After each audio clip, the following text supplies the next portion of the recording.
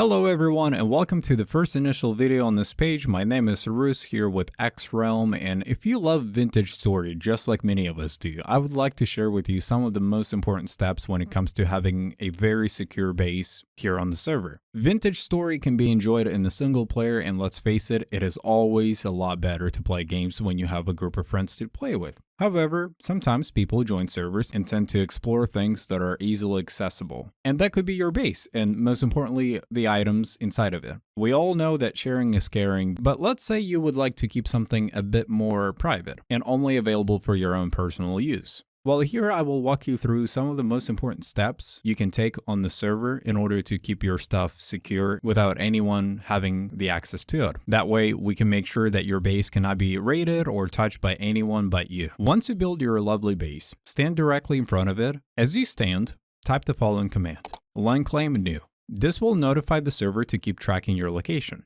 Without going anywhere, while standing in the same location, simply type line claim start. This will mark your first position, and at this point, walk diagonal from your starting point as if you're making a square around your base.